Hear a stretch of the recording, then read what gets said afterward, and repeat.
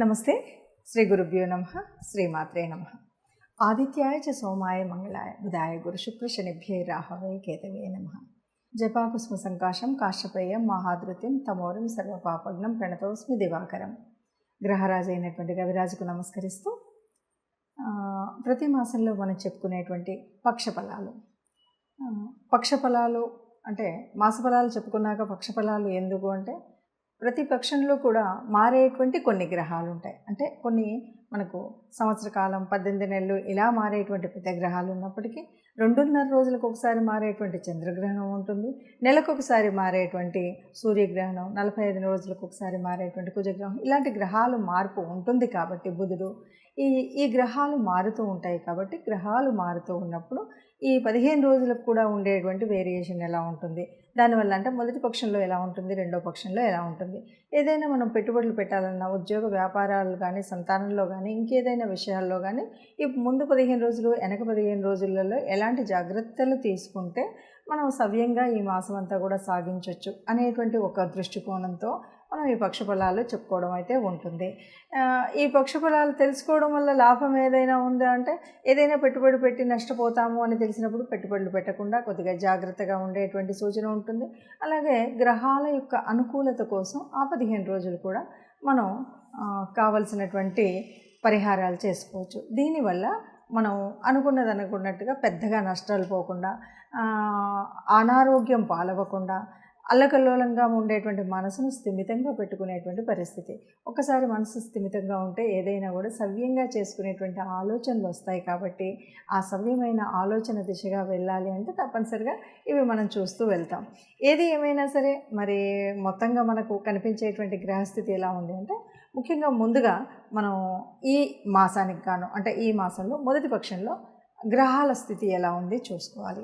ఎందుకంటే ఈ గోచారం అంతా కూడా గ్రహాల స్థితి మీద, గ్రహాల దృష్టి మీద, లేకపోతే ఏదైనా సరే పాపగ్రహాల కలయిక ఉందా, ఇలాంటివన్నీ చూసి దాన్ని బట్టి మనం చెప్పుకుంటూ ఉంటాం. కాబట్టి ముందుగా గ్రహస్థితి ఎలా ఉంది అంటే, మనకి చెప్పాలి అంటే రాహుకేతువులు ఇద్దరు కూడా 18 నెలలకు ఒకసారి మారుతారు. అలాంటి రాహు మరి మీనంలో ఉన్నాడు, కేతువు కన్యలో ఉంది.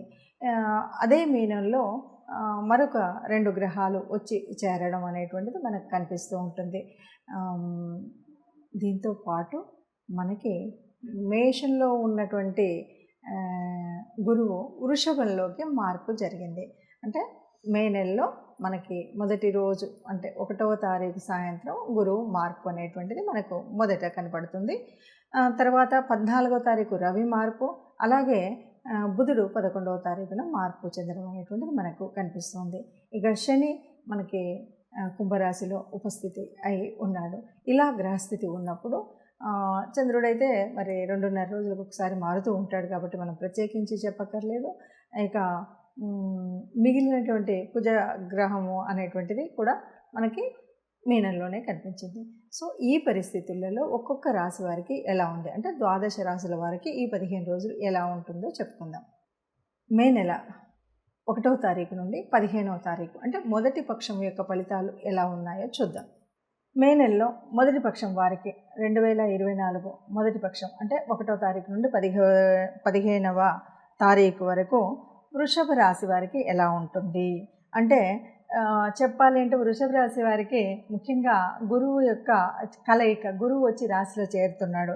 కాబట్టి ఊహించని లాభాలైతే ఉంటాయి.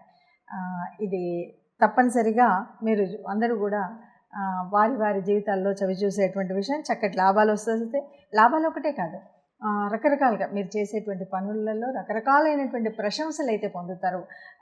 అందరూ కూడా ఎవరు ఏ పని చేస్తున్నా, చిన్న పని అవనివ్వండి, పెద్ద పని అవనివ్వండి, చేతి వృత్తులు అవనివ్వండి, మీరు చేసే ఏ పనిలోనైనా నలుగురితో ప్రశంస పొందేటువంటి స్థితిగానే ఉంటారు.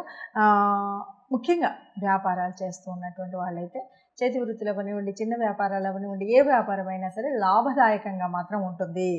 ఈ మొదటి మీరు తీసుకున్నప్పుడు చక్కగా లాభదాయకంగా ఉండే విధంగా అయితే మార్పు ఉంటాయి.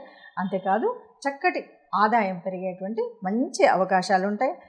ఇక ఉద్యోగంలో ఉన్నటువంటి వారికి కూడా చక్కటి పదోన్నతి లభిస్తుంది. లేదా పదోన్నతి అంటే మనకు ప్రమోషన్స్ అన్నా రావచ్చు, లేకపోతే ఇంక్రిమెంట్స్ అన్నా పెరగవచ్చు, ఏదో రకంగా. ఇప్పుడు గవర్నమెంట్ అయితే ఇంక్రిమెంట్స్ ఇవన్నీ ఉంటాయి, ఒక డేటు అది ఉంటుంది.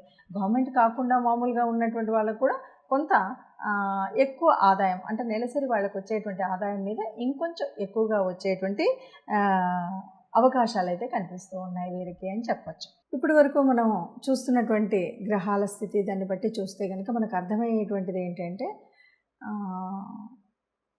గ్రహాలు అనేవి మార్పు చెందుతూనే ఉంటాయి.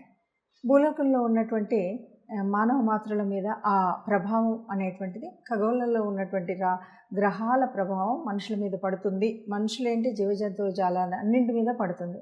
అలా పడుతూ ఉన్నప్పుడు ఆ మార్పుల వల్ల కొన్ని మార్పులు అయితే మనకు జరుగుతూ ఉంటాయి. దాంట్లో మనం పుట్టినటువంటి రాశిని బట్టి మన యొక్క యోగించేటువంటి గ్రహాలు ఏమున్నాయి, ఇలాంటి అన్నింటిని బట్టి చెందేటువంటి మార్పులు కానీ, యోగాలు కానీ, లేకపోతే ఒక సంతాన విషయంలో కానీ, వ్యాపార విషయంలో కానీ, ఉద్యోగ విషయంలో కానీ, మనం చేసేటువంటి అనేక రకాల కార్యక్రమంలో మనకు ఎలా జరుగుతుంది, అంటే మంచి అవుతుందా చెడు అవుతుందా, చేసేటువంటి ప్రయాణాలలో కానీ ఆరోగ్యరీత్యా ఎలా ఉంటుంది, ఈ విషయాలన్నీ కూడా మనకు తెలుసుకోవడం అనేది బాగుంటుంది అని అన్నప్పుడు చాలామందికి ఒక ప్రశ్న ఏమిటంటే, మీరైతే మేషరాశి అన్నారు, మీరైతే మీనరాశి అన్నారు, మీరైతే అని చెప్తారు, కానీ మాకు అలా కాకుండా మీరు చెప్పినంత గొప్పగా లేదు, మామూలుగా ఉంది, లేకపోతే మీరు చెప్పినంత చెడు జరగలేదు, చాలా బాగానే ఉంది అనేటువంటి వాళ్ళు చాలామంది ఉన్నారు. దీనికి ఒకటే కారణం, జ్యోతిష్యులు తప్పు చెప్తున్నారన్నది కాదు. దీనికి ఉన్నటువంటి కారణం ఏంటంటే, జన్మజాతక రీత్యా మీ కుండలిలో మీకు అనుకూలించేటువంటి గ్రహాలు కనుక ఉన్నట్టయితే ఇది మీకు అంత ఎఫెక్ట్గా అనిపించకపోవచ్చు. నడుస్తున్నటువంటి దశ అంతర్దశను బట్టి కూడా ఈ తేడా కనిపించవచ్చు. మరి అలాంటప్పుడు ఇవి ఎందుకు చెప్పుకోవాలి అంటే, దాదాపుగా కోటాను కోట్ల మందిలో మనకు ఇది యాక్యురేట్ రిజల్ట్ అనేది చెప్పడం కాదు. యాక్యురేట్ రిజల్ట్ కావాలి అంటే తప్పనిసరిగా మీ జాతకాన్ని జ్యోతిష్యులకు చూపెట్టుకోండి.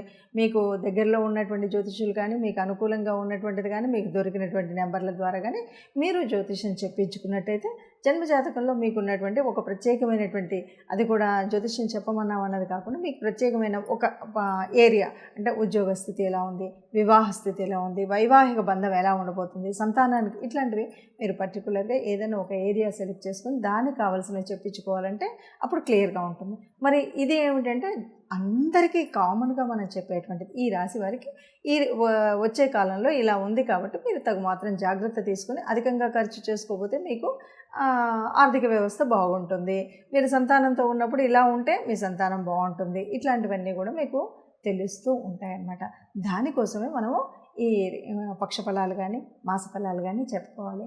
ఇవన్నీ కూడా చెప్పుకుంటే మనం రాబోయే చెడుని కలగకుండా ఉండడం కోసం ఏం జాగ్రత్తలు, ఏ రకమైన ముందు జాగ్రత్తలు తీసుకోవాలని. ఎందుకంటే ఒక రకంగా అందరం సుఖంగా ఉండాలి, అందులో మనం ఉండాలి అన్నదే మనది. అందుకే సర్వే జనా సుఖినో భవంతు అంటాం.